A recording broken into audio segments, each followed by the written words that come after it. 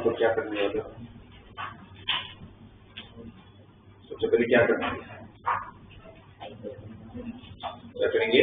Polar form तो है ही, फॉर्मूले लगाओगे।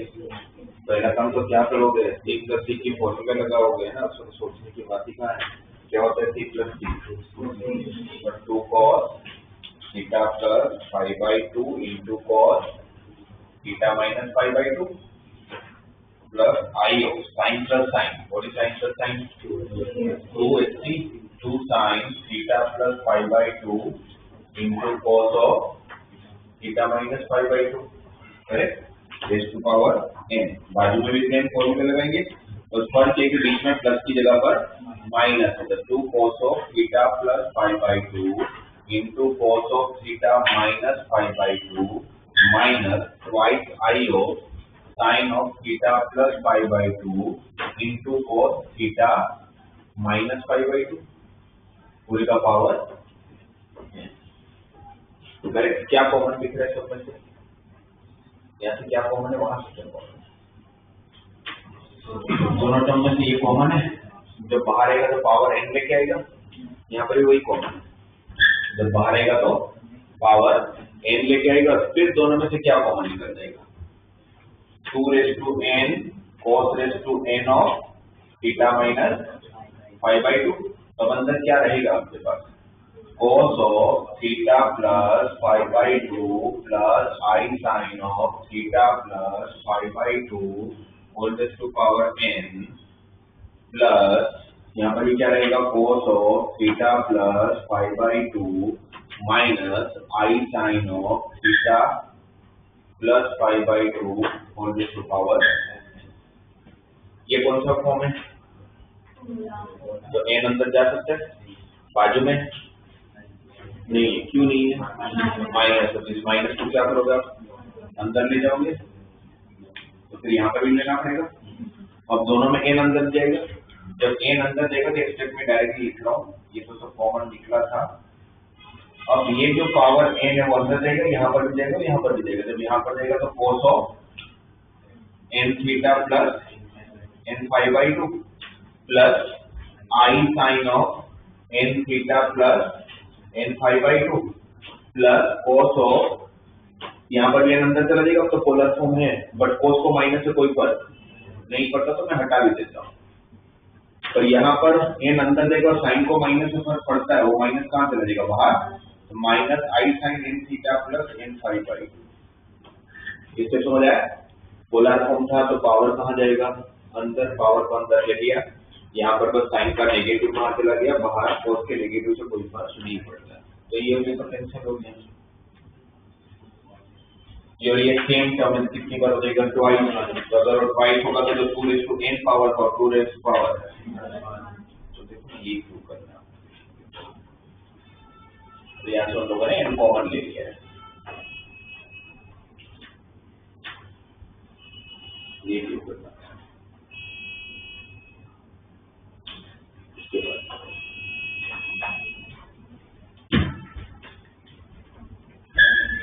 कौन सा?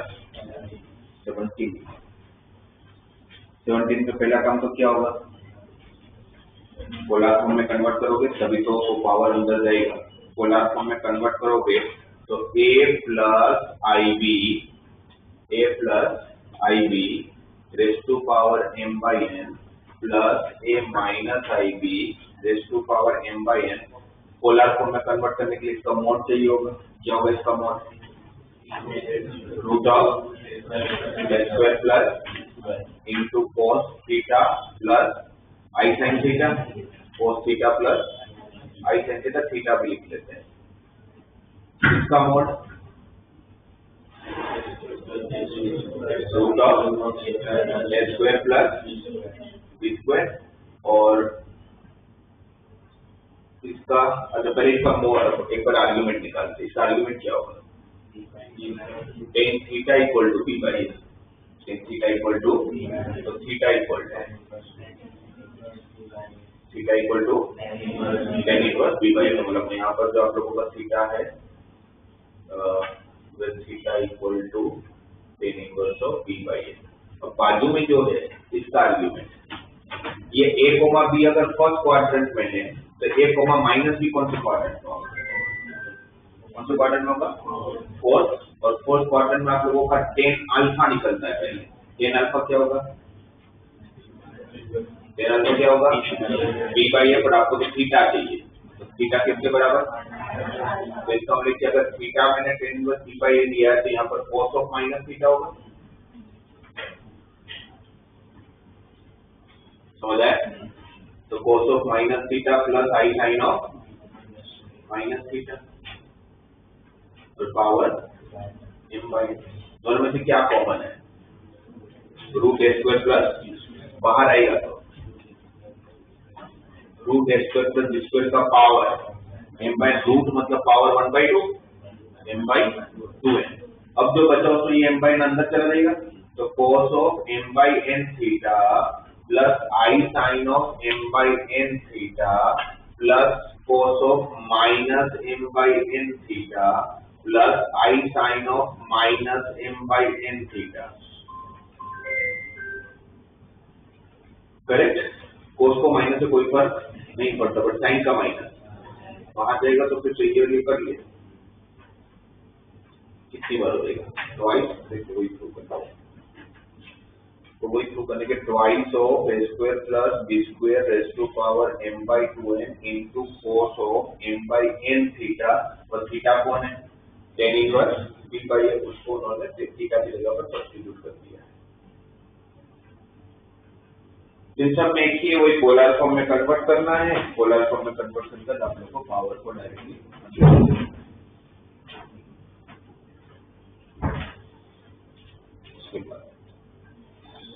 कौन सा सेकंड में वहाँ पे माइनस और मतलब ए माइनस आएगी।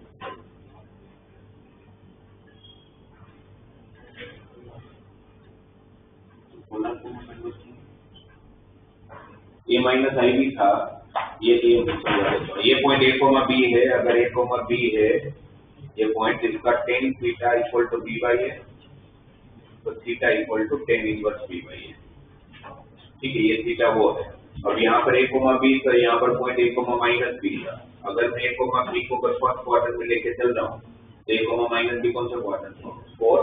तो पहले तो टेन अल्फा निकलेगा, तो टेन अल्फा कितना होगा? बी बाई है। तो थीटा आपको तो थीटा चाहिए, तो थीटा किसके बराबर था? Minus alpha. तो theta equal minus alpha. Alpha कौन है? टेन इनवर्स बी बाई है। करेक्ट? तो यहाँ पर ये टेन इनवर्स बी बाई को मैंने थीटा लिया, तो ये टेन इनवर्स बी बाई है, यहाँ पर माइनस का डिफरेंस है जो इसका आर्ग्यूमेंट।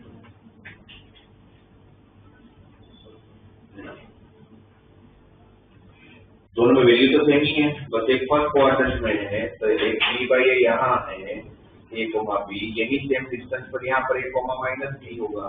तो अगर ये प्लस थीटा है तो ये कौन सा पता है? 19।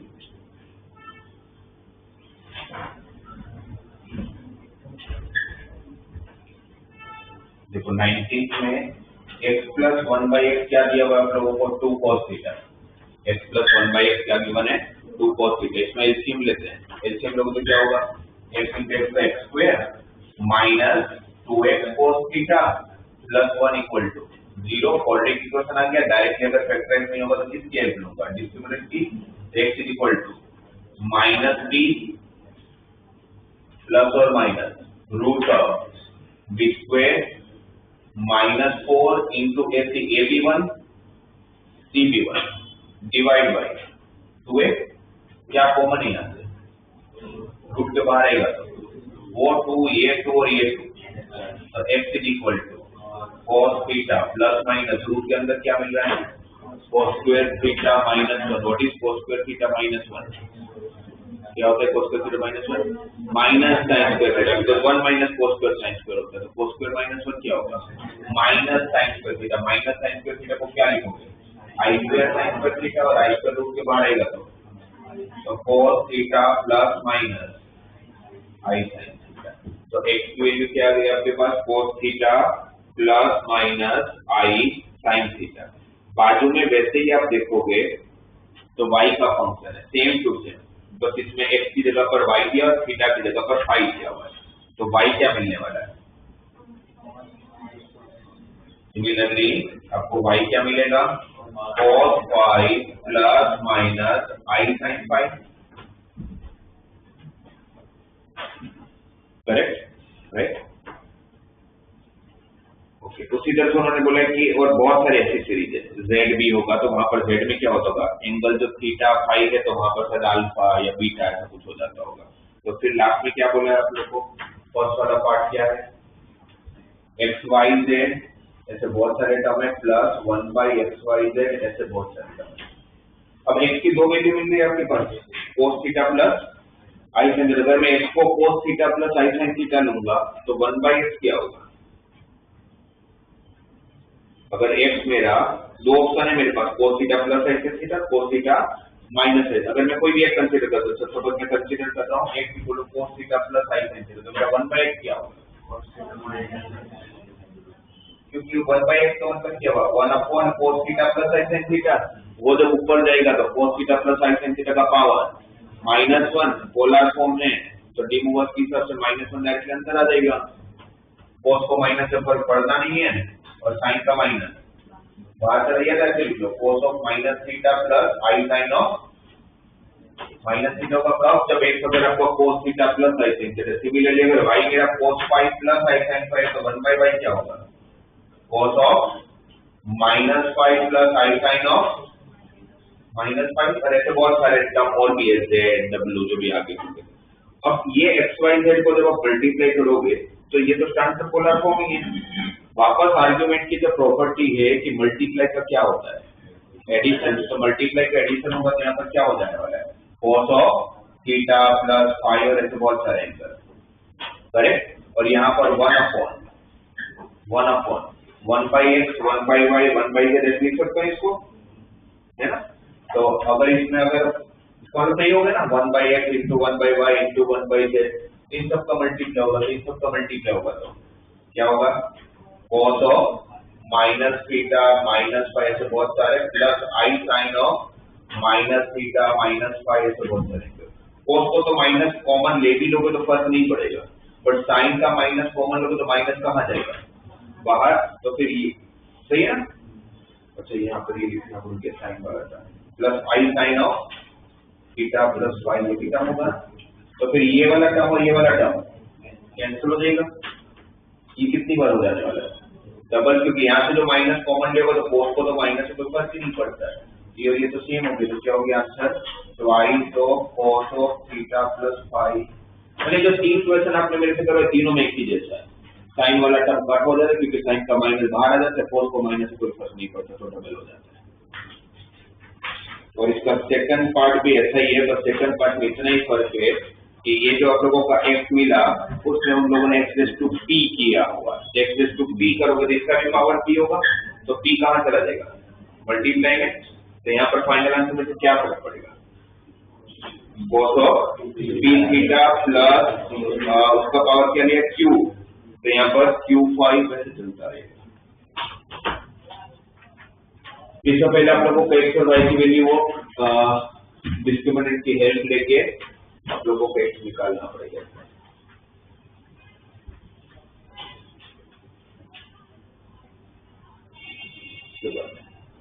इसका 20 सेकंड मना मत करना, किया नहीं है ना आप लोगों ने, पाया भी नहीं होगा, वो एक्चुअली है ही नहीं है आप लोगों को सिलेबस में, पहले 10% का इंडेक्स है तो उसको हटा दो।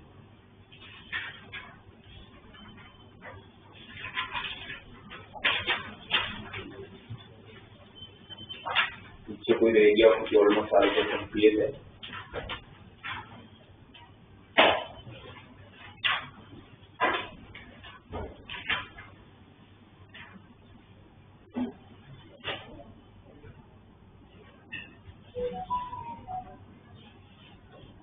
कोई और इसका डीपीपी 2 डिस्कस हो गया था और डिस्कस हो गया था हम लोग का क्लास, इसमें है कोई डाउट,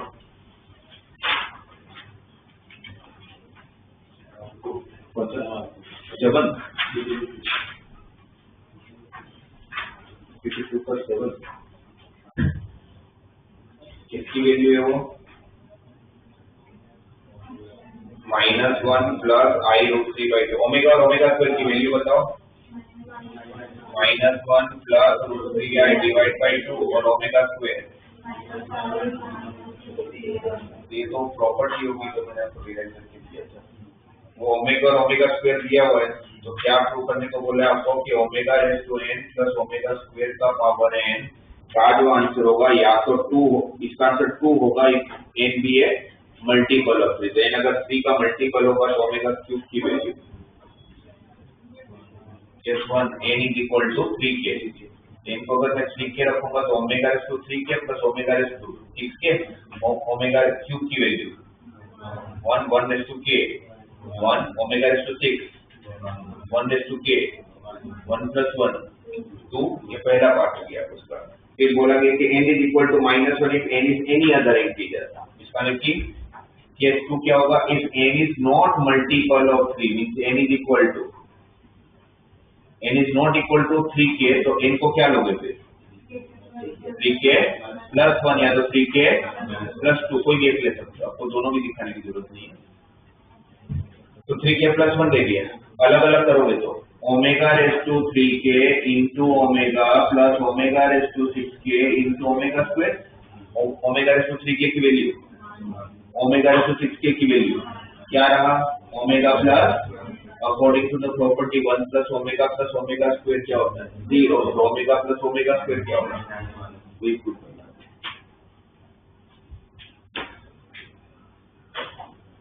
तो आप लोग ओमेगा स्क्वायर की वैल्यू ध्यान में रखेंगे।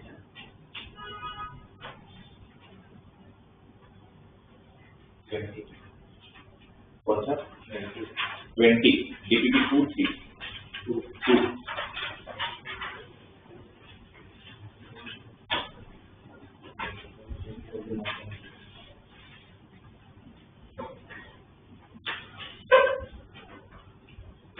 20 वाले क्वेश्चन में भी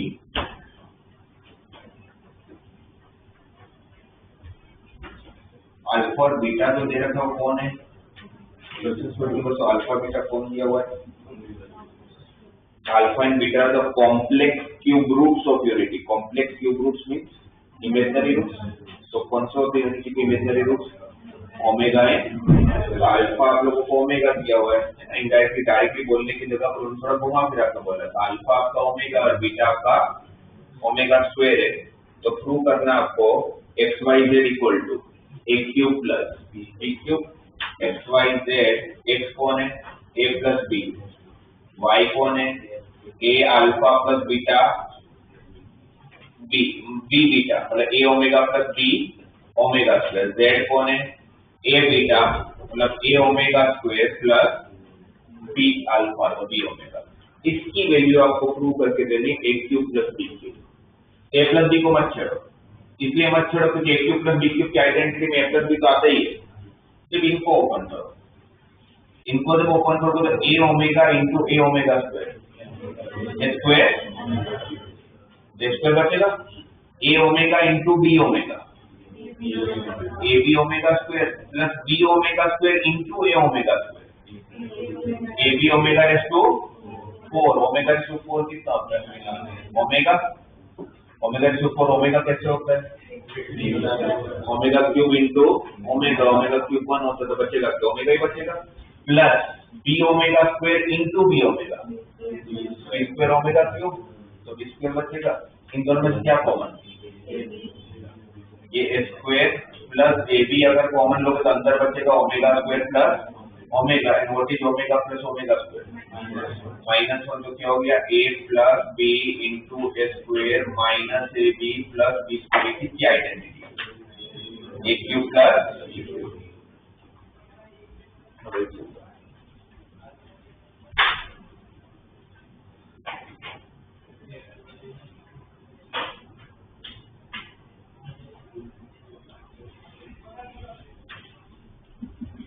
और देखिए कोई रेडियो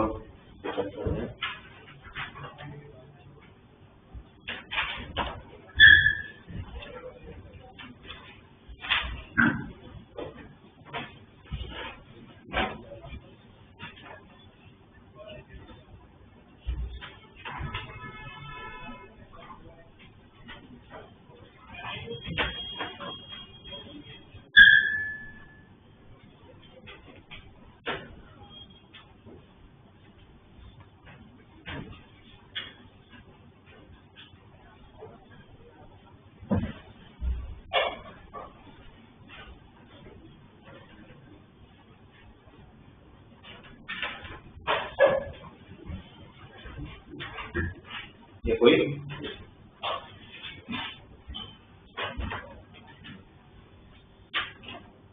लास्ट क्लास में हम लोगों ने क्यूबिक रूट्स ऑफ यूनिटी पे डिस्कशन किया था। इसी के आगे nth रूट्स ऑफ यूनिटी।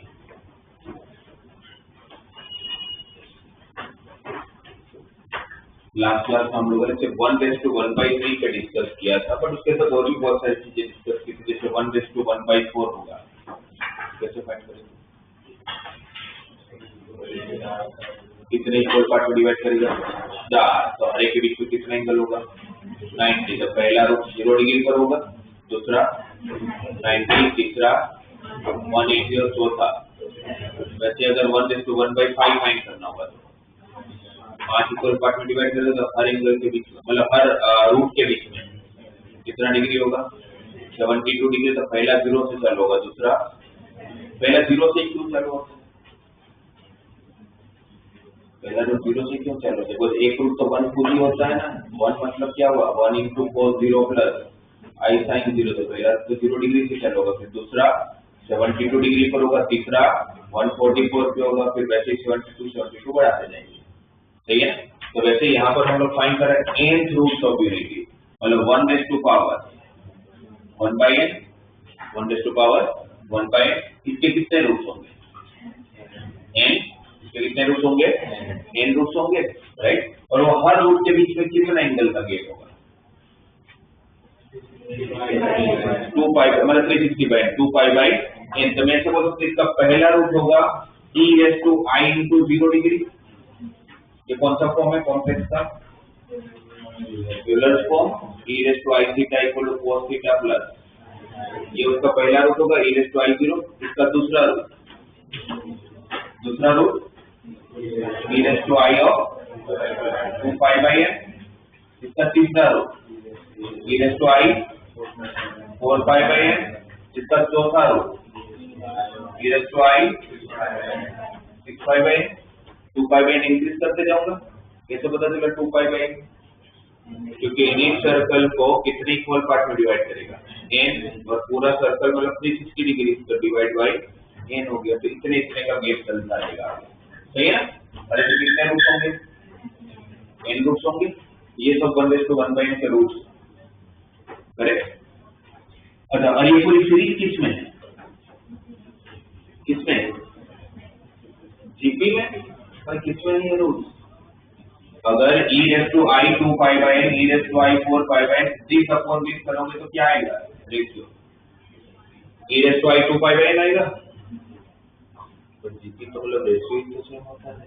तो second term divide by first term करोगे तो कितना आएगा? e⁻i 2π/n। Third term divide by second term करोगे तो e⁻i 4π/n upon e⁻i 2π/n। e⁻i 2π/n e⁻i 6π/n upon e⁻i 4π/n। e⁻i 2π/n। तो ratio same है। तो किसमें है? सीरीज जीपी में। और ये ऑलरेडी प्रॉपर्टी भी थी क्यूबिक रूट्स ऑफ यूनिटी, याद करो। उसमें क्या था? Roots are always in GP. वो हर एक के लिए एप्लीकेबल है, वो यहाँ पर भी जीपी में होगा। तो पहली प्रॉपर्टी, इसके रूट्स जो होंगे वो जीपी में होंगे। Roots are always in GP. अच्छा, इसको अगर मैं x नाम दे देता तो इक्वेशन कैसा बनता? x⁻n - 1 = 0। तो what is sum of roots? इन सारे रूट्स का अगर एडिशन पर पहला रूट तो 1 है, पहला रूट 1 है। इसको अगर मैं अल्फा नाम दे दूं, ये तो पता अल्फा है मेरा, तो ये क्या है? 2 अल्फा या अल्फा स्क्वायर जीपी है ना। तो अगर ये अल्फा है तो नेक्स्ट क्या होगा? Alpha square. उसके बाद कौन होगा? Alpha cube. लास्ट वाला टर्म कौन होगा? Alpha raise to n-1। और वो सारे सम ऑफ रूट्स क्या होने वाले? तो सम ऑफ रूट्स किसके बराबर होता है? -b/n। b क्या होता है? अगर हाईएस्ट पावर n है तो सेकंड हाईएस्ट पावर कौन? तो है ही नहीं वो टर्म। तो क्या हो जाएगा? b की value 0। It means sum of roots क्या मिलता है? क्यूबिक रूट्स ऑफ यूनिटी में भी सम ऑफ रूट्स क्या मिला था? 1 + ओमेगा + ओमेगा स्क्वायर क्या मिला था? 0। प्रोडक्ट ऑफ रूट्स इन सब का अगर मैं प्रोडक्ट करूंगा तो क्या आएगा? क्यूबिक रूट्स ऑफ यूनिटी में क्या मिला था? 1 into omega square. Cubic roots of unity में 1 into ओमेगा स्क्वायर क्या मिला था? 1 मिला था। तो यहाँ पर अगर इन सब का अगर आप प्रोडक्ट करते हो, इन सब का जब आप प्रोडक्ट करोगे तो आप लोगों को क्या मिलेगा? अब देखो यहाँ पर आप लोगों के पास दो पॉसिबिलिटी है, हमेशा 1 नहीं मिलेगा, तो ये भी तो डिपेंड करता है कि ये n की वैल्यू क्या थी, ओड है कि इवन है। जैसे 1 रेज़ टू सपोज 1/4 है, तो इसके चार रूट कौन? 1 रेज़ टू 1/4 के चार रूट्स होंगे ना? कौन कौन से चार रूट्स? प्लस माइनस 1 1 -1 -i और प्लस i, ये चार रूट मिलते हैं। 1 मतलब कैसे? cos 0 plus i sin 0, i मतलब कैसे? cos 90 प्लस i sin 90, -1 कैसे? cos 180 plus i sin 180, -i कैसे? cos 270 plus i sin 270। तो कितने रूट्स हो गए? 4। ये चारों का प्रोडक्ट करो। अगर ये चारों का अगर मैं मल्टीप्लाई करता हूं तो ये माइनस माइनस प्लस हो जाएगा। 1 into i स्क्वायर की वैल्यू, यहाँ से -1 आ रहा है, 1 नहीं आ रहा है। वो -1 इसलिए आ रहा है बिकॉज यहाँ पर 2 रियल मिल रहा है। जब यहाँ पर इवन होगा तो कितने रियल मिलेंगे? 2। क्यों 2? 1 क्यों नहीं? क्योंकि imaginary roots are always in, इसलिए अगर यहाँ पर इवन हुआ तो फिर 2 ही रियल मिलेंगे, वो भी फिक्स है। कौन मिलना है? एक 1 और। तो जब यहाँ पर प्रोडक्ट करोगे तो फिर आंसर 1 देगा। आंसर क्या हो जाएगा? -1। तो फिर मैं ये बोल सकता हूँ कि यहाँ पर प्रोडक्ट ऑफ रूट्स के दो पॉसिबिलिटी होगी, या तो आंसर 1 होगा या तो आंसर -1 होगा। 1 कब होगा? इफ n इज ओड, और यहाँ पर इफ n इज इवन। अगर ये n जो रूट्स निकाल रहे हो अगर वो इवन हुआ तो प्रोडक्ट ऑफ रूट्स -1 होगा, और अगर ओड हुआ तो प्रोडक्ट ऑफ रूट्स +1 होगा। तो ठीक है। फोर्थ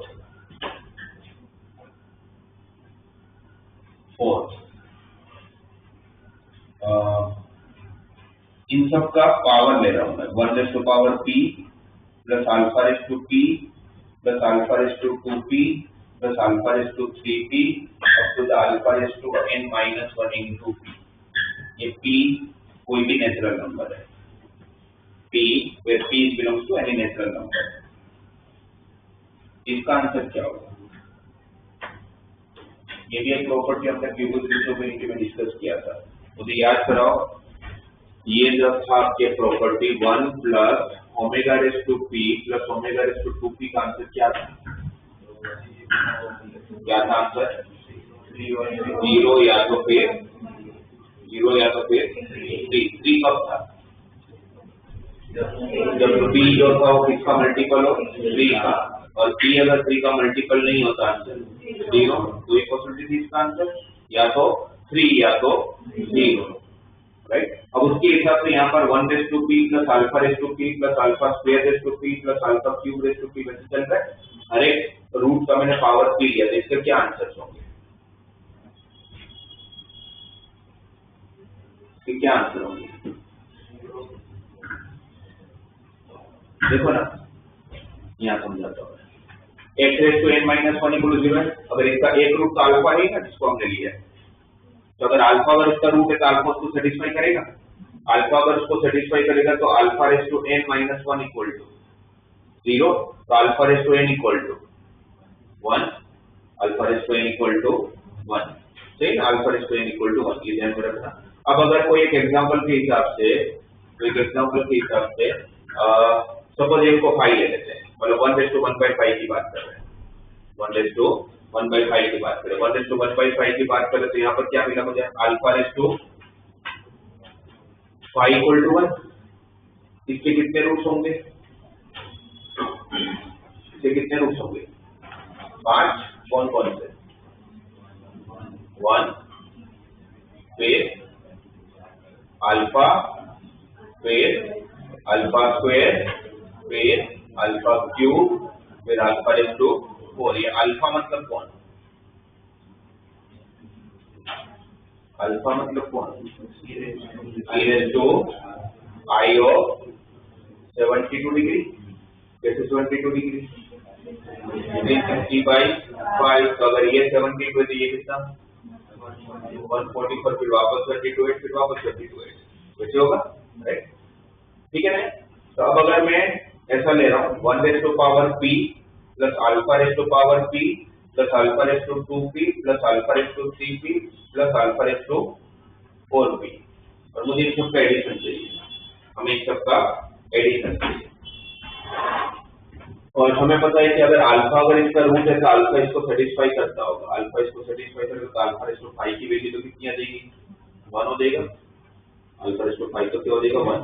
अब ये जो p दिख रहा है आप लोगों को, इस p को लेके दो पॉसिबिलिटी हो सकती है, या तो p 5 का मल्टीपल होगा या तो 5 का मल्टीपल नहीं होगा, दो ही तो चीज हो सकती है, तो 5 का मल्टीपल हो या तो 5 का मल्टीपल नहीं हो। अगर मैं बोलूं कि p पहले तो 5 का मल्टीपल है 5 है ना, 5 का मल्टीपल कैसे लिख सकता हूँ, तो अगर p अगर 5 का मल्टीपल है तो 1 रेज़ टू समथिंग तो 1 ही हो जाएगा। p अगर 5 का मल्टीपल है तो यहाँ पर अल्फा रेज़ टू 5 आएगा, यहाँ पर अल्फा रेज़ टू 10m आएगा, यहाँ पर अल्फा रेज़ टू 15m आएगा, यहाँ पर अल्फा रेज़ टू 20m आएगा। अल्फा रेज़ टू 5 की वैल्यू कितनी है, तो अल्फा रेज़ टू 5 अगर 1 है तो अल्फा रेज़ टू 5 कितना होगा 1, अल्फा रेज़ टू 5 अगर 1 है तो अल्फा रेज़ टू 10 भी कितना होगा 1, तो 1 रेज़ टू वापस 10 भी क्या होगा 1, अल्फा रेज़ टू 15 भी कितना 1, अल्फा रेज़ टू 20 भी कितना, ये सारे की वैल्यू कितनी, तो सब कितनी बार ऐड होगा, तो इसका आंसर कितना है 5। पर कब, जब p क्या था 5 का मल्टीपल। अब दूसरा पार्ट, p 5 का मल्टीपल नहीं है तो p is not multiple of 5, p is not multiple of 5। तो अगर p अगर 5 का मल्टीपल नहीं है तो उस केस में क्या होगा, उस केस में क्या होगा, जैसे 1 रेज़ टू 5 नहीं है तो 5m प्लस 1 ले लेता हूँ, 5m प्लस 1 5m प्लस 2 कुछ भी ले सकते हो, तो कुछ मैंने 5m प्लस 1 लिया तो 1 का पावर 5m प्लस 1 तो 1 ही हो जाएगा, plus alpha raise to 5m plus 1, यहाँ पर 5m प्लस 1 रखोगे तो alpha raise to 10m plus 2, यहाँ पर alpha raise to 15m plus 3, यहाँ पर alpha raise to 20m plus 4। ठीक है, p को क्या रख रहा हूं मैं 5m प्लस 1। अब इसको अलग अलग करोगे तो alpha raise to 5m into alpha, alpha raise to 5m की वैल्यू तो क्या रहेगा alpha raise to 10m into alpha square, alpha raise to 15m into alpha cube क्या रहेगा alpha cube, alpha raise to 20m into alpha raise to 4, alpha raise to 4, और सारे root का addition किसके इक्वल होता है, सारे रूट्स का एडिशन किसके इक्वल होता है 0। इसका आंसर क्या हो गया 0। तो इसकी दो ही पॉसिबिलिटी, या तो आंसर y आएगा या तो आंसर, क्यूबिक रूट ऑपरेटर में भी दो ही आंसर है, या तो 3 या तो 0। तो 1/1/4 होगा तो दो पॉसिबिलिटी आएगी, या तो 4 या तो 0। तो फिर यहाँ पर आंसर क्या होगा, या तो n या तो 0। n कब होगा 0 कब होगा, n कब होगा जब p जो होगा वो किसका मल्टीपल हो, n का ही मल्टीपल हो, when p is multiple of n। p अगर n का मल्टीपल है तो फिर n आंसर आएगा, और 0 कब आएगा p not a multiple of n।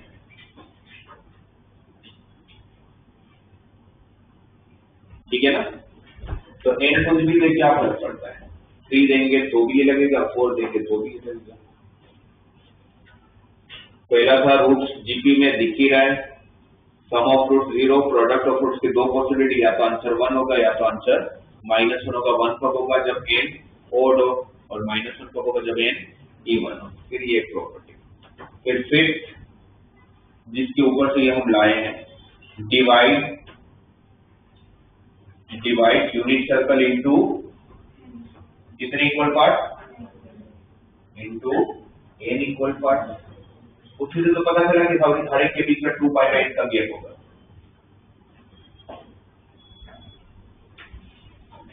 और यही 5 प्रॉपर्टी मैंने आप लोगों को क्यूबिक रूट्स ऑफ यूनिट में लिखा है। उसमें भी पहला प्रॉपर्टी था 1 + ω + ω2 0, सेकंड प्रॉपर्टी था 1 into ओमेगा स्क्वायर n और होने की वजह से 1 raise to p plus omega raise to p plus omega raise to 2p, ये दो आंसर थे 3 और 0। p कब, जब p 3 का मल्टीपल और नहीं हो तो 0, और यूनिट सर्कल कितने इक्वल पार्ट में डिवाइड करता है 3, यहाँ पर n है तो n इक्वल पार्ट में डिवाइड करेंगे।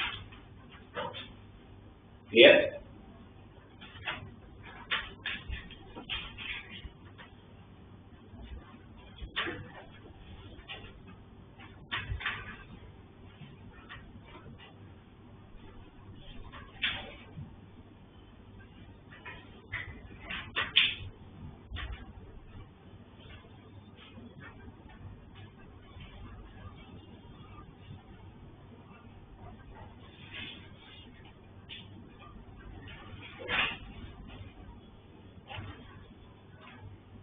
आप लोगों को अगर 1:1/7 के 7 रूट निकालने को बोले तो निकाल लो, क्या होगा बताओ? मैं जैसे प्रॉपर प्रोसीजर जानने की जरूरत है, मुझे डायरेक्टली रूट ही बता दो। पहला रूट e⁻⁻⁴, ये तो फिक्स ही है, e⁻⁻⁴, क्योंकि पहला रूट तो 1 ही होता है। दूसरा रूट e⁻²π/7, तीसरा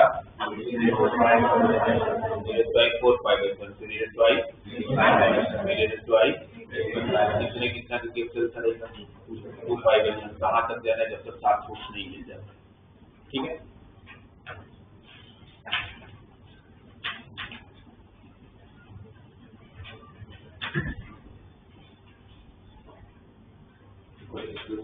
अब ये जो प्रॉपर्टीज आप पढ़े हो उसको यूज कैसे करोगे, मतलब यूज करना भी तो आना चाहिए।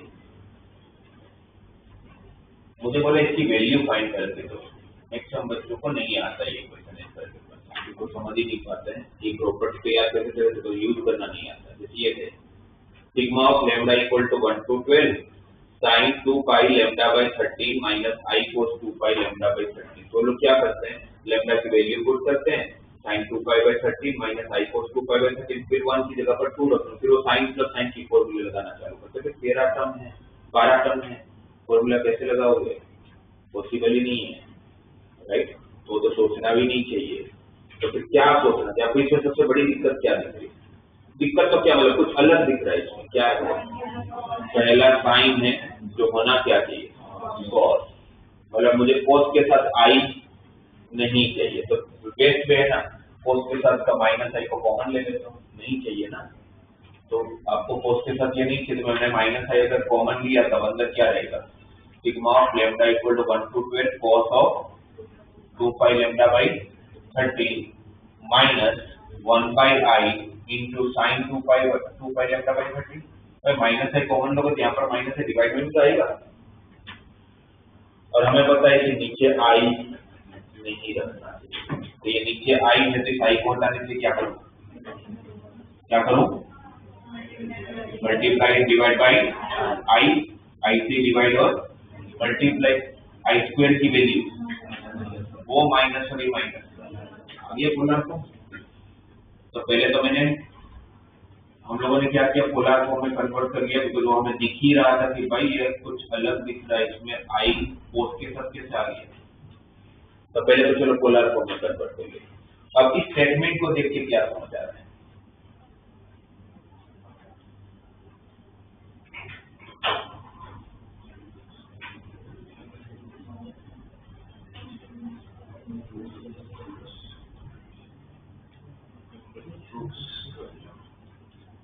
क्या समझ आ रहा है, क्या हो रहा है 13 भाई, इसका मतलब ऐसा हुआ ना cos 2π λ/13 प्लस i sin 2π λ/13 है, इसको आप ऐसे भी तो लिख सकते हो। अगर इसको लिखना तो e⁻⁻i 2π λ/13 लिख सकता हूँ, या तो फिर इसको ऐसे लिख सकता हूँ cos ऑफ और 2π plus i sin of 2π raise to power λ/13। अगर मैं डी मोवर के हिसाब से पावर को अंदर लेके आ सकता हूँ, अंदर के टर्म को पावर में भी तो लेके जा सकता हूँ, cos 2 pi plus i sin 2 pi, cos 2 पाई की वैल्यू, cos 2 पाई की वैल्यू 1, sin 2 पाई की वैल्यू 0। किसकी बात हो रही है? 1 raised to power lambda by 13। यहाँ पे lambda भी आ रहे हैं, तो lambda भी क्यों ले रहे हो? lambda इंटीजर ही है ना, lambda भी मत करो। तो cos 2 पाई lambda, 2 पाई का कोई भी मल्टीपल होगा तो cos की वैल्यू 1 और sin की वैल्यू 0। तो 1 raised to 1 by 13 की बात हो रही है। तो ये यूनिटी के 13 रूट्स की बात हो रही है। कितने की बात हो रही है? यूनिटी के 13 रूट्स की बात हो रही है। उनका सिग्मा मतलब एडिशन, पर इन्होंने लैम्डा चालू कहाँ से किया? 1 से, जबकि लैम्डा चालू होता कहाँ से? 0 से। जब लैम्डा 0 रखते तो कौन सा रूट मिलता है? 1, और लैम्डा 1 रखते तो इमेजिनरी रूट्स मिलना चालू होता है। तो इसका मतलब कि ये 13 रूट्स होंगे ना 1 to 13 में, पर ये बाद के 12 रूट्स का एडिशन पूछा है। And what is sum of roots? Sum of roots always 0। Sum of roots हमेशा क्या होता है? 0। तो सम ऑफ रूट 0 होता है, उसमें इन्होंने चालू यहाँ से किया है, ये नहीं लिया है। तो 12 के 12 कॉम्प्लेक्स रूट्स का एडिशन कितना होगा? इस पूरे का आंसर -1 है, और वो -i into -1 का आंसर कितना है इसका?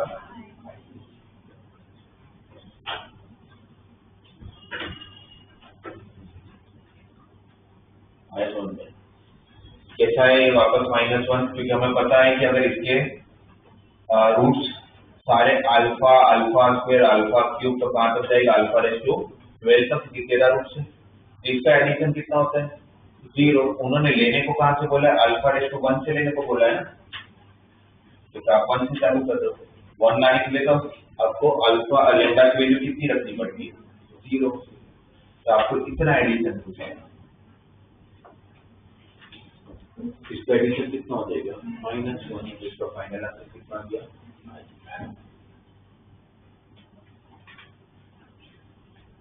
तो ये जो मैंने आपके सामने क्वेश्चन रखा, ये एडवांस में तो सोचा सिंपल क्वेश्चन तो उसको समझ आ जाए। फिर बोला है if Z1, Z2, Z3, Z4 and Z5 are the roots of the equation,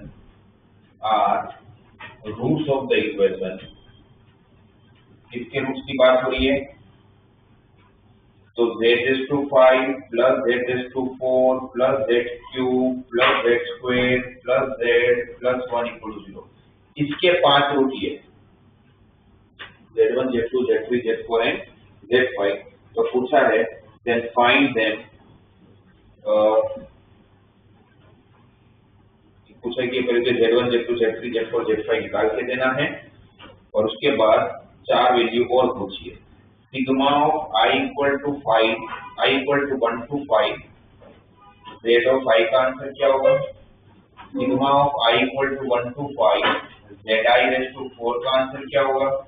third, sigma of I = 5, I = 1 to 5, Zi⁴ का आंसर क्या होगा?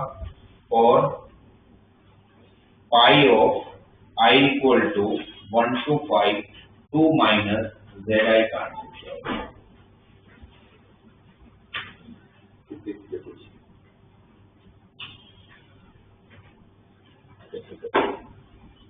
सब कुछ मैं आपको नहीं दे सकता हूँ, ये पूरा का पूरा क्वेश्चन इसको समझने पर है। ऐसा पैटर्न आपने कहाँ देखा है? क्योंकि ऑब्वियसली आप इसको सोल्व तो नहीं कर सकते हो, ऐसा पैटर्न आपने कहाँ देखा है? सम ऑफ रूट्स तो चलो 0 होता ही है, बट ऐसी एक आइडेंटिटी Z⁵ जहाँ पर एक पावर कम हो रहा है, ऐसा कहाँ होता है? आप पूरे पैटर्न देखोगे तो Z⁵ plus Z⁴ plus Z³ plus Z² plus Z plus 1।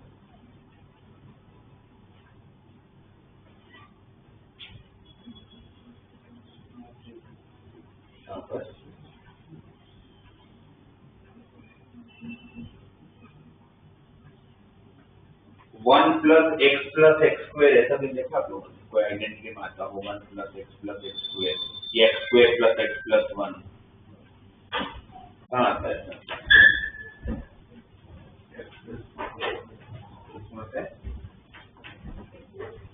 अपने 1 + x + x² तो कितनी बार देखा है? प्लस वन में तो x square plus x plus one and x square minus x plus one होता है।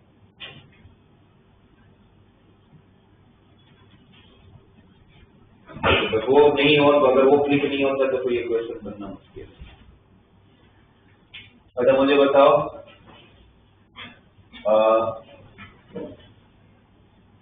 एक्स क्यूब माइनस वन की आइडेंटिटी बताओ। एक्स क्यूब माइनस वन क्या होता है? X minus one x square plus x plus one. X raise to 5 minus one के factors बताओ।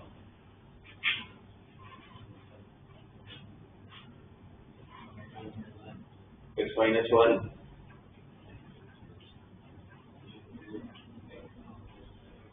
नहीं आते, तुम लोग 11 खत्म हो रहा है तुम लोग का।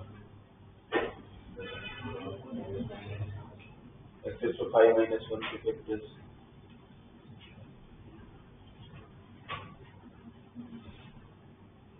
अतः x raise to 4 minus one पे तो आएगा, क्या होगा इससे? एक्स स्क्वायर माइनस वन है।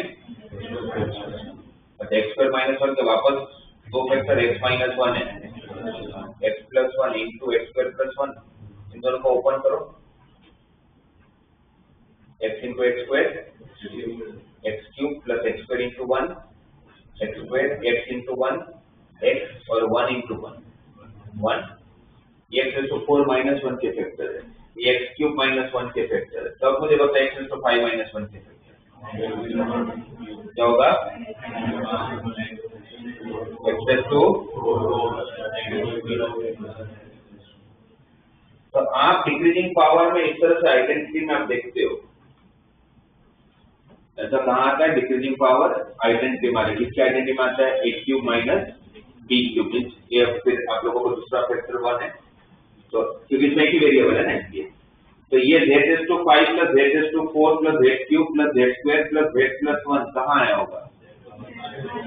z रेज़ टू 6 माइनस 1 में आया होगा। कहाँ आया होगा?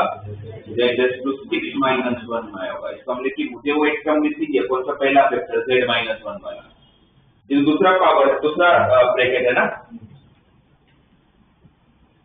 ठीक है ना। जैसे यहाँ पर कोई पूछे आपको कि अब अगर ये सब आपको समझ में आ गया तो what is factors of x raise to 6 minus 1 का क्या बोलते हैं? x रेज़ टू 6 माइनस 1 के फैक्टर्स क्या होता है? x minus 1 x raise to 5 plus x raise to 4 plus x cube plus x square plus x plus 1 से पूरा का पूरा दिया हुआ है। ये सीखिए फिर काम करता हूँ, दोनों तरफ z माइनस 1 से मल्टीप्लाई कर लेता हूँ, तो कर ही सकता हूँ। जब यहाँ पर z माइनस 1 से मल्टीप्लाई करूंगा, सामने z माइनस 1 से मल्टीप्लाई करूंगा तो क्या हो जाएगा? जब दोनों तरफ z माइनस 1 से मल्टीप्लाई करूंगा तो लेफ्ट हैंड साइड क्या बन जाएगा? z raise to 6 minus 1। z minus 1 से मैंने दोनों साइड मल्टीप्लाई कर लिया और सामने तो 0 है, तो 0 इंटू z माइनस 1 तो, और ये क्या बताया मुझे? इक्वल टू, तो z इक्वल टू, ये पूरा क्वेश्चन 1:1/6 की बात कर रही है। इस 1:1/6 के कितने रूट्स? 6, राइट। पहला रूट 1 मतलब e raise to i of 0 बोलो, सही। दूसरा e raise to i of 3 मतलब 2π/6, करेक्ट। तीसरा e रेज़ टू i 4π/6 फिर e रेज़ टू i 6π/6 और पावर 6 है तो आपको दो रियल मिल रहे हैं। देखो दो मिले रियल, ये 1 ये -1 क्योंकि 6 का किया होगा। फिर e रेज़ टू i 8π/6 फिर e रेज़ टू i हो गई क्या? हो गया ना। ये थी आप लोगों के पहले तो रूट्स आ गए। उसमें उन लोगों को जो चाहिए होगा कौन से थे? Z1 से Z5 तो कौन सा नहीं है? मतलब इसमें Z1 कौन? यहाँ से क्योंकि z माइनस 1 का एक रूट 1 है, वो ये है। तो इसके जो रूट्स है वो Z1 से लेकर Z5 है। यहाँ से Z1 चलोगा, ये Z1 ये Z2 ये Z3 ये Z4 पहले तो ये बताना था आपको, उसके बाद अब क्वेश्चन आ जाते हैं। पहला क्वेश्चन क्या दिया हुआ है, sigma i equal to 1 to 5 z of 5 का मतलब क्या हुआ, z1 plus z2 plus z3 plus z4 plus z5, सारे रूट्स का एडिशन कितना होता है 0, और ये तो 5 रूट का एडिशन है, 1 मिसिंग है, तो इसका आंसर 1 प्लस z1 से लेकर z5 का एडिशन 0 होगा ना, तो z1 से z5 का एडिशन -1, तो सेकंड अब बताओ मुझे, I equal to 1 to 5 zi raise to 4, मतलब z1 raise to 4 plus z2 raise to 4 plus z3 raise to 4 plus z4 raise to 4 plus z5 raise to 4, इसका आंसर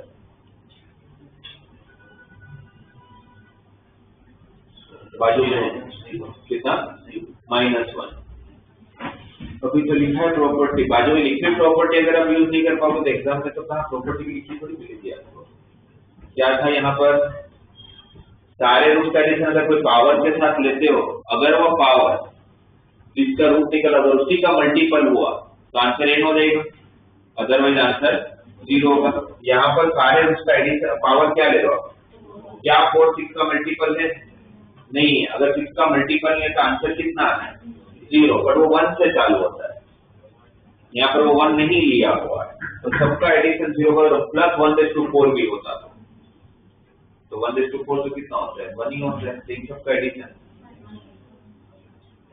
समझ आया। एडिशन 0 किसका होगा 1/4 plus z1/4 plus z2/4 plus z3/4 plus z4/4 plus z5/4 का addition कितना होता 0, तो उन्होंने यहाँ से यहाँ पूछा है, तो आंसर कितना होगा 1। इस पूरे का आंसर 6 कब हो सकता है, ये पावर क्या होता तो मेरा आंसर 6 होता, 6 या 6 का मल्टीपल, तो उसके बाद वाला zi रेज़ टू पावर क्या दिया हुआ है 12, तो 12 तो 6 का मल्टीपल होता है, तो इसका आंसर क्या आना चाहिए था 6, बट उसमें कौन सा नहीं लिया हुआ है 1/12 नहीं लिया हुआ है, तो 6 - 1 5, इसका आंसर कितना, लास्ट वाला से बताइए। पर ये सब समझ आया, लास्ट वाला में ये तो पता होगा ना पाई का मतलब क्या होता है, तो सिग्मा एडिशन देता है पाई मल्टीप्लिकेशन, पाई किसका सिंबल है मल्टीप्लिकेशन, तो पाई ऑफ क्या बोला है 2 - zi, आपको क्या ढूंढने को बोला है, pi equal to pi of i equal to 1 to 5 2 - zi, means we have to find 2 - z1 2 - z2 2 - z3 2 - z4 2 - z5, सीधी बात है, ब्रैकेट ओपन करके तो नहीं बैठूंगा, z1 z2 z3 z4 की आपने आंसर पता तो है, बट ये वैल्यू थोड़ी आती है, तो फिर कुछ तो लॉजिक होगा। क्या लॉजिक लगा है, इस z/6 - 1 से कितने फैक्टर्स हैं 6 है ना, अगर 6 फैक्टर कौन से मुझे पता है, x1 फिर z1 z2 z3 z4 है z5, राइट, तो मैं z/6 - 1 कैसे लिख सकता हूँ z - 1 into z - z1 into z - z2 into z - z3 into z - z4 into z - z5, ये सब तो इसके जब इसके रूट जब मुझे पता ही है 1 z1 z2 z3 z4 z5 ऐसे लिख सकता हूँ, ये तो ठीक है। इसी को तो इक्वल टू 0 करते हो तो आपको सारे रूट्स मिलेंगे, और ऐसा क्यों लिखा हो, तो उन्होंने बोला था प्रोडक्ट चाहिए। अब इस वाले में क्या फर्क है, क्या फर्क है, z की जगह पर 2 रखना है, इसमें z पर 2 रखो जाएगा, 2 - 1 1 ही हो जाएगा, और बाकी जैसे ही 2 रखोगे तो एग्जैक्टली सेम मिलेगा, और इस तरफ रखोगे तो इस तरफ भी तो रखना पड़ेगा, तो 2/6 64 64 - 1 63, ये 2 - 1 1 हो गया, तो 2 - z1 2 - z2 2 - z3 2 - z4 2 - z5, answer कितना हो जाएगा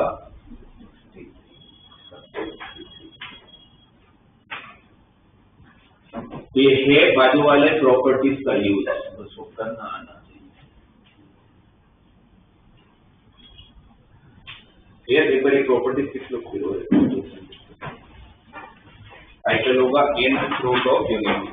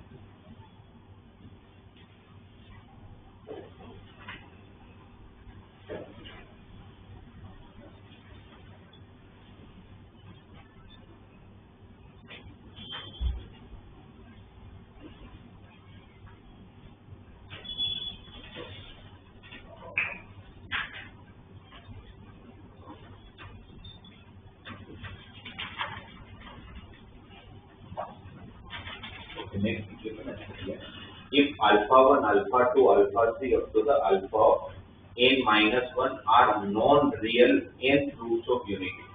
Non-real मतलब imaginary. Are non-real nth roots of unity, then find the value of 1 minus alpha 1 into 1 minus alpha 2 up to the 1 minus alpha 10 minus 1. Same जैसा question बाजू में करवाया पर मुझे बताओ करेंगे। प्रोडक्ट है और किसके रूट्स की बात हो रही है? किसकी? यूनिटी, बट यूनिटी के कौन सा root? n roots of unity, मतलब 1 टू पावर 1/n की बात हो रही है। इस 1 टू 1/n के टोटल कितने रूट्स होंगे? n कितने रूट्स होंगे? n ऊपर कितने दिए होंगे? अल्फा 1 से अल्फा n माइनस 1 पे कितने हुए? n माइनस 1, तो n पर रूट नहीं दिया हुआ कौन होगा? 1। जो n रूट एक रूट नहीं दिया कौन होगा? 1। तब ये 1 to 1/n अगर मेरा x है, इस क्वेश्चन के हिसाब से जो पैटर्न उसके हिसाब से x raised to n minus 1 है ना, 1/n दूसरे उधर तो n हो जाएगा x raised to n minus 1 equal to 0। इस x raised to n minus 1 को मैं क्या लिखूं?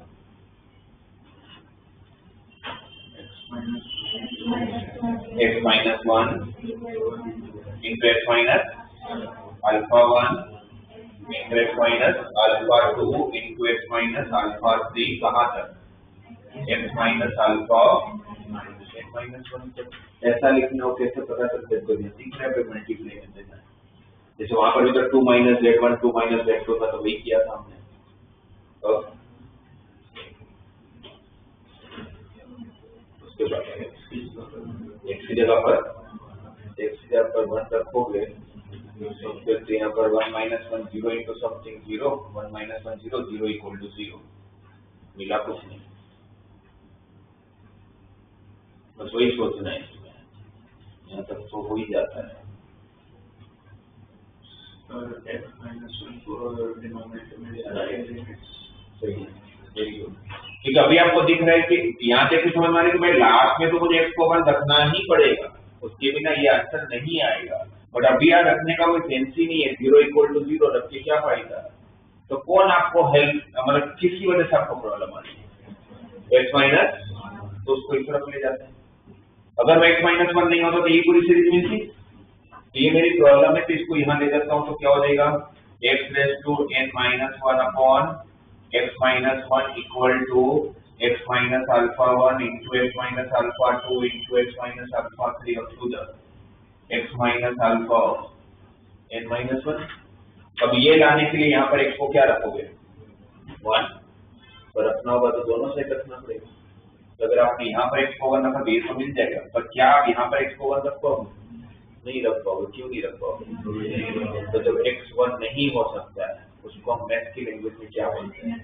ये यहाँ पर limit x tends to 1 apply.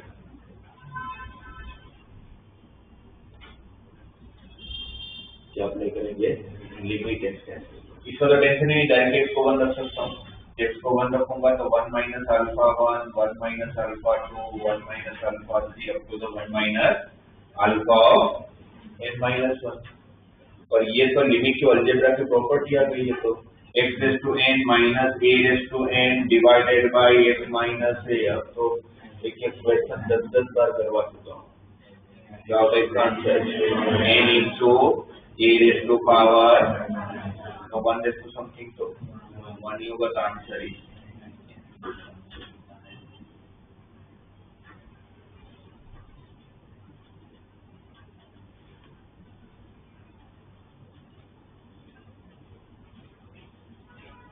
ऐसे होते।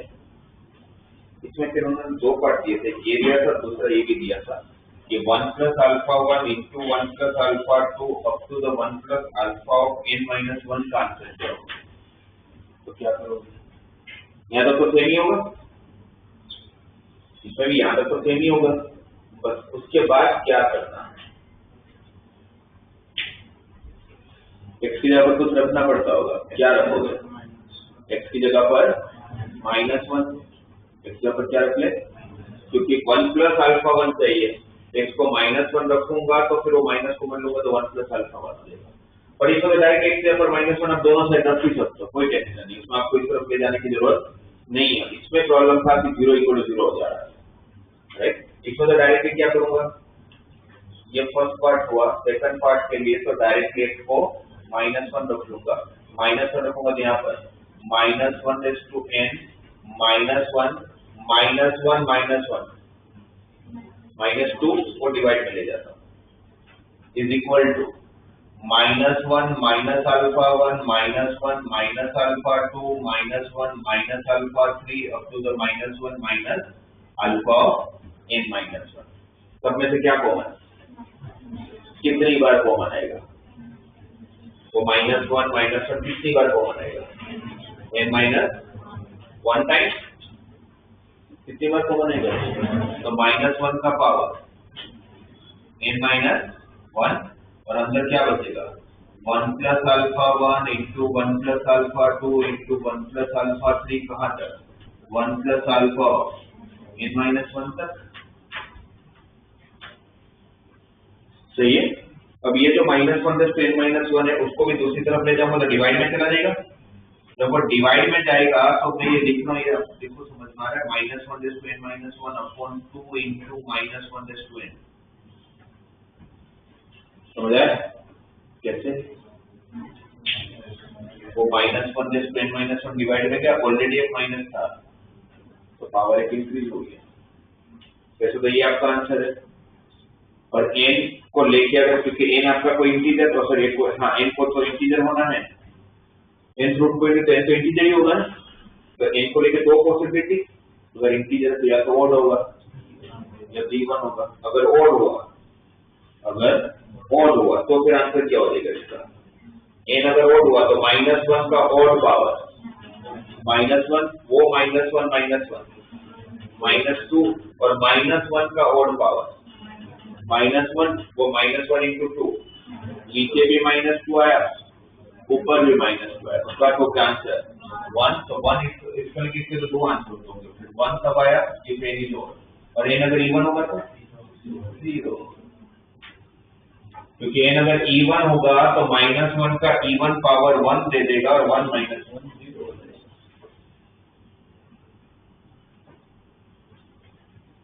इस तरह से अगर कुछ मल्टीप्लाई में हो तो आप स्टेटमेंट को ऐसे लिख लो, फिर देख लेना कि आपको प्रूव करना है।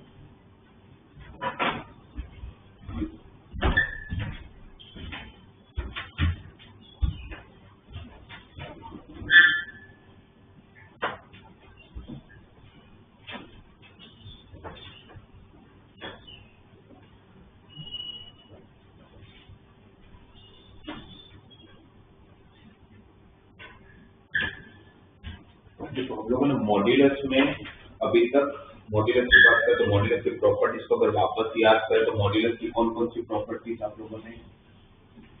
लोगों को ध्यान में है, जो क्लास में डिस्कस हुआ है, और क्या था, z का मॉड और z बार का मॉड सेम होता है, मॉड करता क्या है, दो पॉइंट के बीच में डिस्टेंस, जब दूसरा पॉइंट नहीं दिया तो ओरिजिन से डिस्टेंस देता है, ये फर्स्ट प्रॉपर्टी था। सेकंड प्रॉपर्टी क्या था, z × z bar is equal to mod z का होल स्क्वायर। थर्ड प्रॉपर्टी क्या था, दो कॉम्प्लेक्स नंबर का मल्टीप्लाई करके उसका मॉड फाइंड करोगे, मॉड फाइंड करके मल्टीप्लाई करोगे, आंसर सेम ही होता है 4 z1/z2 का मॉड ऑफ z1/z2 होता है।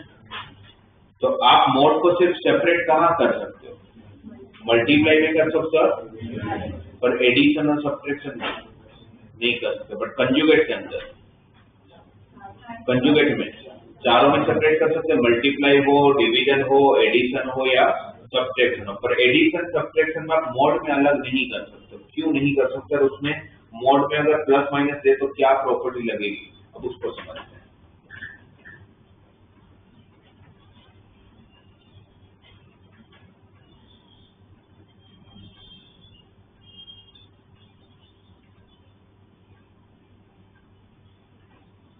सपोज ये दो कॉम्प्लेक्स नंबर ले लेते हैं Z1 and Z2। Let Z1 is equal to x1 plus iy1 and Z2 equal to x2 plus iy2। तो कॉम्प्लेक्स नंबर Z1 एक पॉइंट ही है, ये Z1 कौन सा पॉइंट हो गया, x1, y1, Z2 कौन सा पॉइंट हो गया, x2, y2। ठीक है, अब मैं यहाँ पर एक कंस्ट्रक्शन कर रहा हूँ, इसी के पैरेलल, मतलब ये जो लाइन है उसी लाइन के पैरेलल एक लाइन ले रहा हूँ सेम लेंथ का, इसको ज्वाइन कर दे रहा हूँ। तो फिर ये क्या बनेगा आपका, एक पैरेललोग्राम।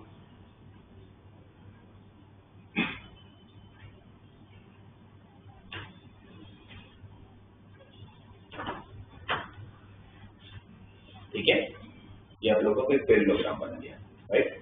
पैरेललोग्राम की प्रॉपर्टी क्या होती है, diagonals are bisect to each other, diagonals are bisect to each other। इसका मतलब क्या है कि इस डायगोनल का मिड पॉइंट और इस डायगोनल का मिड पॉइंट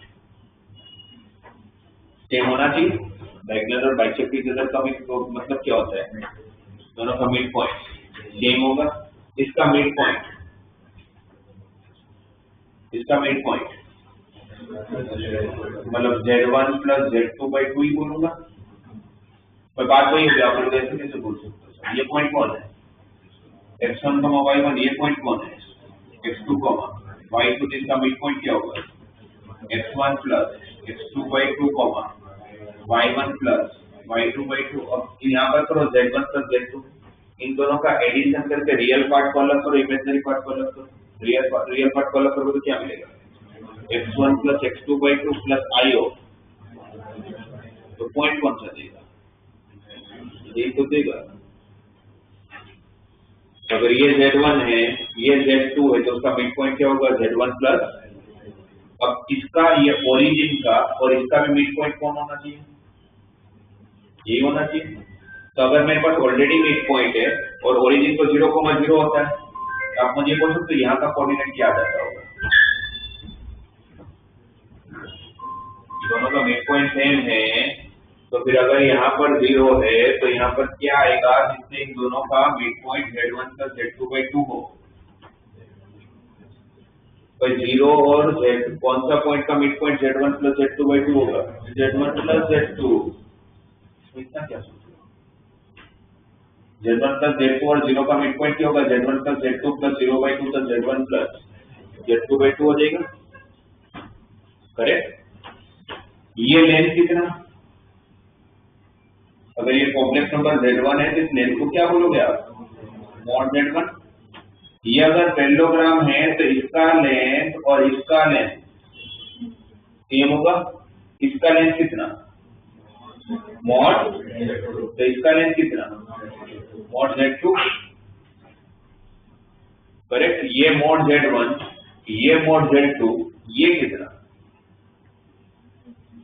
इसका लेंथ, इसका लेंथ ओरिजिन से लेके Z1 प्लस Z2 तक का length, mod of Z1 plus Z2।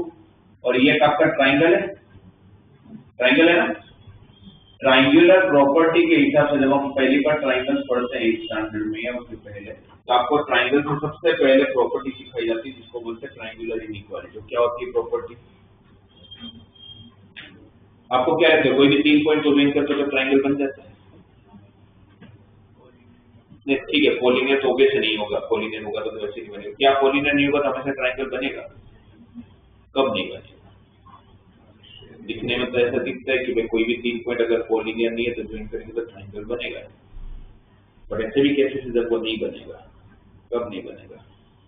तो वहां पर आपको ट्राइंगुलर इनइक्वालिटी याद होनी चाहिए, जो 8th स्टैंडर्ड में आपको पहली बार पढ़ाया जाता है।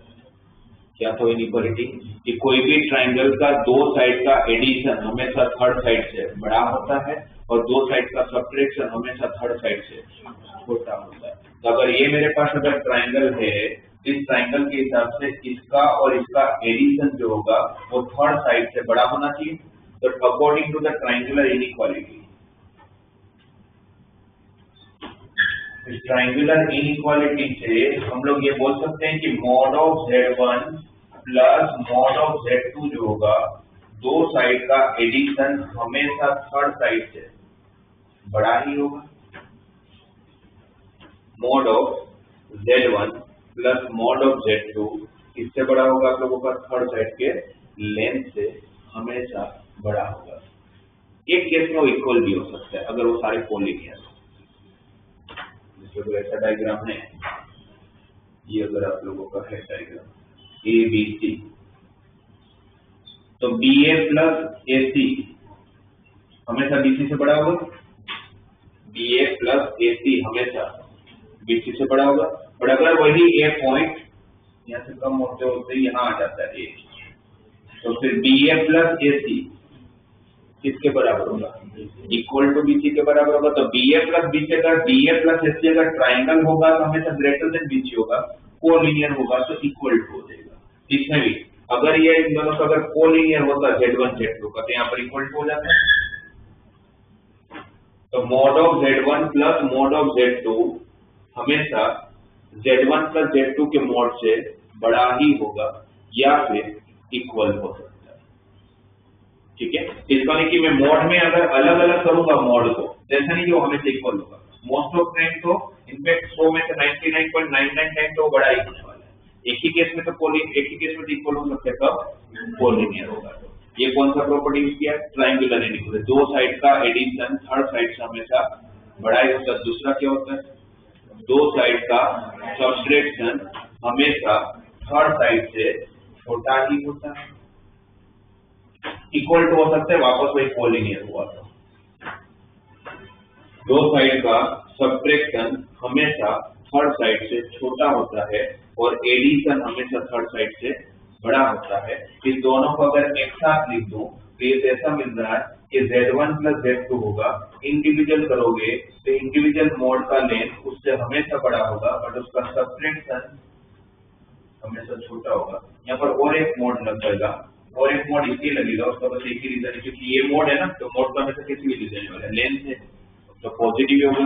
अगर सिर्फ मैं mode of Z1 minus mode of Z2 लिखूं तो मुझे नहीं पता कि Z1 का लेंथ बड़ा है कि Z2 का लेंथ बड़ा है। इसलिए बाहर ऑलरेडी एक मोड लगा दिया कि अगर ये लेंथ छोटा भी हुआ तो आंसर नेगेटिव में आएगा, तो बाहर मोड है तो आंसर। ये आप लोगों का मॉड्यूलस की 5th and 6th प्रॉपर्टी को मैंने कंबाइन कर दिया। ये 5th है, 3 6 और पूरे कॉम्प्लेक्स नंबर में, क्योंकि आपको एक चीज पता है, मैंने फर्स्ट क्लास में आपको बताया कॉम्प्लेक्स नंबर में एक चीज पॉसिबल नहीं होता जो बाकी मैथ्स में होता है, इनइक्वालिटी। आपके कॉम्प्लेक्स नंबर में आप कंपैरिजन नहीं कर सकते। कॉम्प्लेक्स नंबर का कंपैरिजन नहीं हो सकता बट उनकी लेंथ का तो कंपैरिजन हो ही सकता है।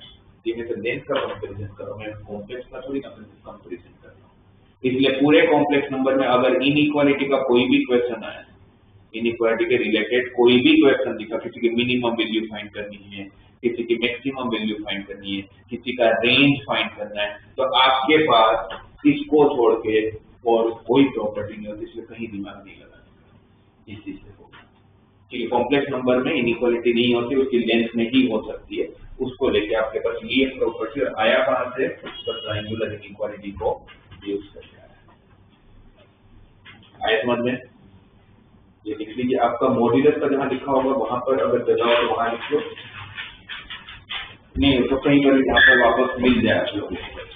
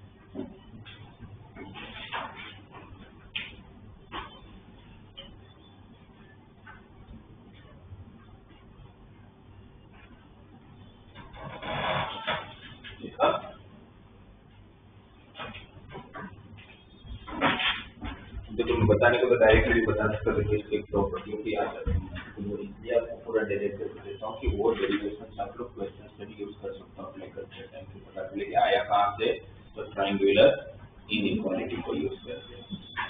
तो यहाँ पर एक क्वेश्चन आपको बोला है कि mod of z minus 5 plus 7i equal to 9।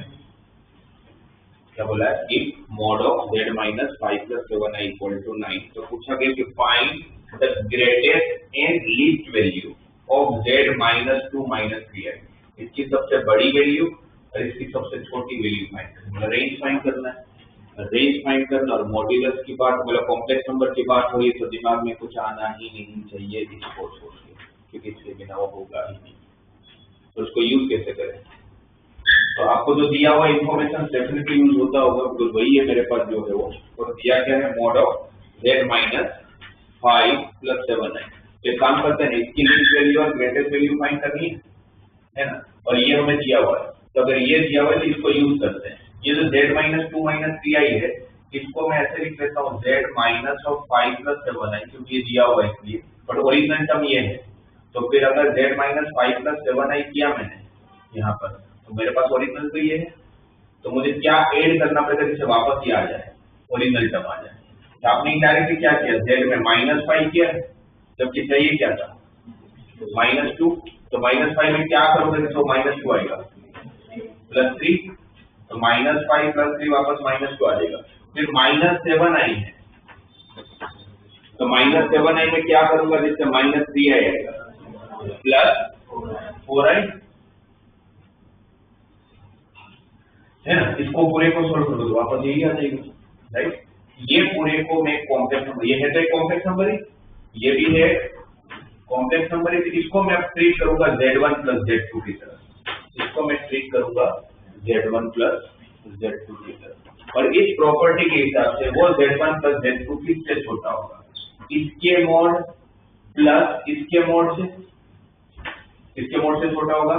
Mod of z minus 5 plus 7i plus mod of 3 plus 4i से छोटा होगा, और किससे बड़ा होगा, तो mod of z minus 5 plus 7i minus mod of 3 plus 4i से। सही है। z1 प्लस z2 का mod less than equal to mod z1 plus z2 होगा, या greater than equal to mod of z1 minus z2 होगा। ये statement आया समझ में, ये वाली। और बाकी सब दिया हुआ है, इसकी वैल्यू कितनी दी हुई है 9। तो ये मेरा 9 दिया हुआ, 3 प्लस 4i का मॉड 5, 3,4 का मॉड 5, तो 9 प्लस 5 14। और इस तरफ ये 9 है, ये 5 है, तो 9 माइनस 5 4, 24 ग्रेटेस्ट वैल्यू।